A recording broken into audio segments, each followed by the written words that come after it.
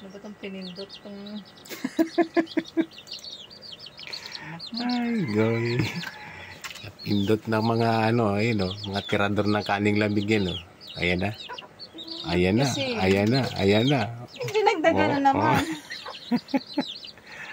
Oh. Oh. Sige. Ayun. Kawawa. Ayan. Ulitin pa. Ulitin pa. Inano mo na yun kanini. Dami ko na namang aanoin dyan sa ginagawa nyo eh. God. Kaya dyan nagsipagdaan kasi nandun yung ano, si Kambal. Natakot kay Kambal. Wawa naman. Ay, yung isa nasa likod. Diyan talaman nasa likod. Si Liit. Wawa naman.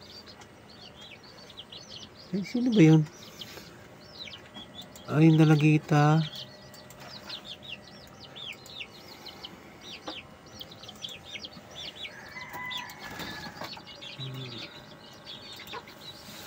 As usual, yung pinakamaliit ang wala pa. Yun lang pagkakataon niyang ano, makapanginain. Kasi lagi nabubulin itong tatlo.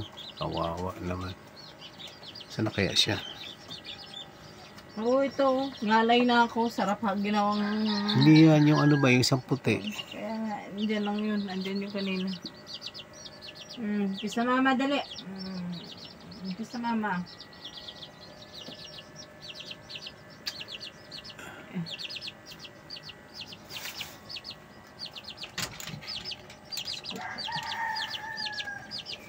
Diyan talaga. O, dyan ka lang sa kami, mama. Oh. Ay naku, ayun na na dyan. naman. Kasi nanonood si mama eh. Dito ka, oh.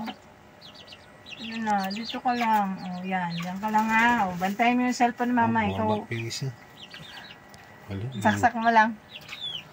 Ikaw atungal pag ano, ha. O, higa ka lang dyan. O, sige, ito na pala di mama. Baba ulit. Ayun pala yung isa. Babaan ulit. Pakita ng pagkain. Si Kambal naman gusto nang dumapo. Bahala kayo dyan. May anak Kambal.